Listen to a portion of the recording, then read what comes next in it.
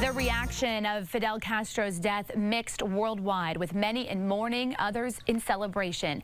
As news broke of Castro's death, hundreds in South Florida were out in Little Havana celebrating the longtime dictator's death.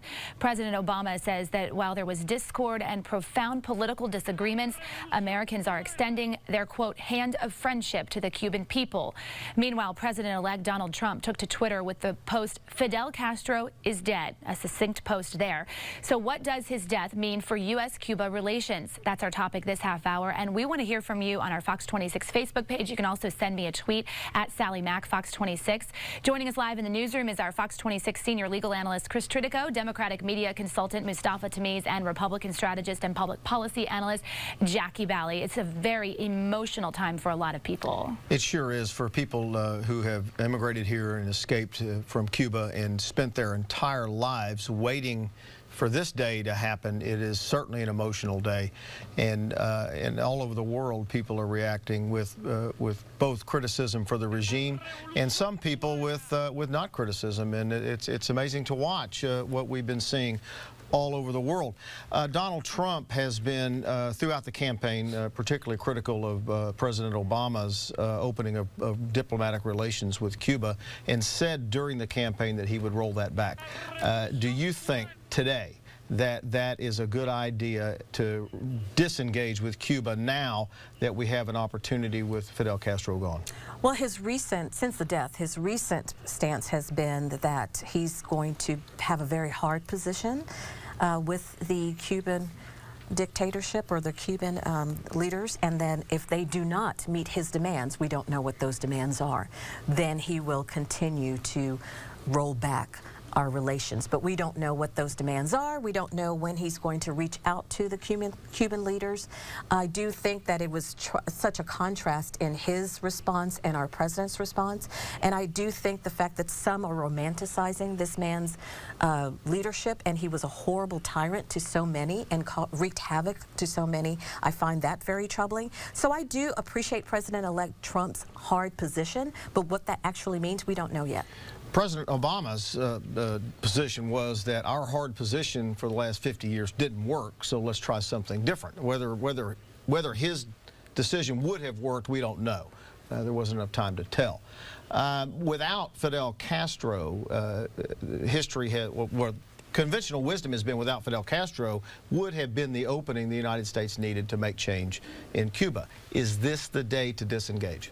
Well, look, this is the time to turn the page and to look forward. And I sit on the Texas Council for the Engage Cuba, and this is an important thing. You know, we're just 90 miles away from Cuba. Texas is can be a big agricultural partner to Cuba, and we've got to think about this by doing people-to-people diplomacy, by engaging people's how you bring the world into democracy, not by isolating them. And we've isolated Cuba for almost 6 decades, and that has not brought a single change.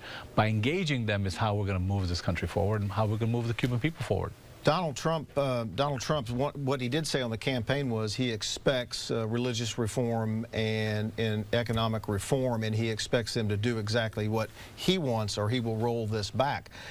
History has dictated the United States really can't tell people, other countries, you will do it exactly our way, or we won't work with you. Yes, but history has also shown us that you can't be diplomatic with people who are not diplomatic. These are tyrants, as I said before. You know, you have like people that they throw into camps because of their homosexuality and say that they need to beat the homosexuality out of them. This is what the Cuban leadership, including Castro's brother, who is now their president, has said publicly. So whenever he says that we need to engage them, those kind of people who think like that, they don't really need an active engagement.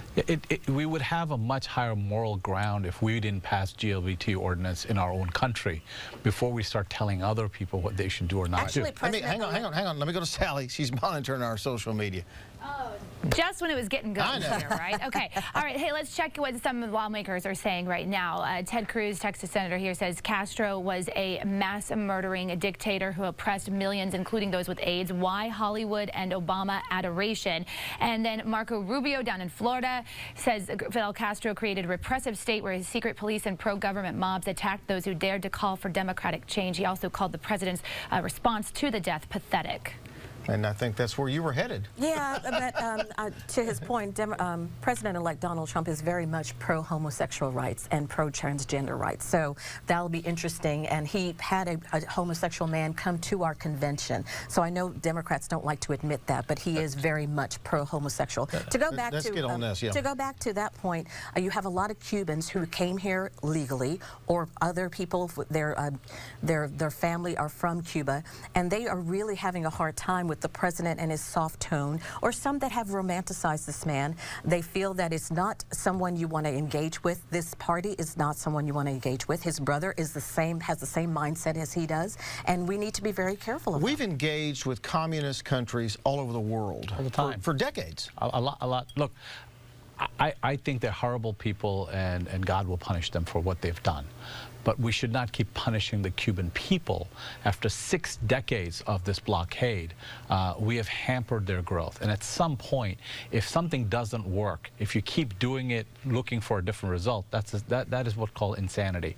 By engaging the Cuban people, by reasserting our relationship with them, we're likely to bring a democratic outcome to this nation, rather than keeping them isolated for 6 decades, and we have not moved one iota. We're going to have to leave it right there. We'll see where it goes when President-elect Trump becomes President Trump. We'll see what happens with Cuba, because this is a big change, and we'll see where it goes. We'll be back in just a few minutes, but right now go to Facebook Live right there on the Fox 26 Facebook page. All right, you can chat with our panel live, ask them some questions. Thanks, guys. We appreciate it.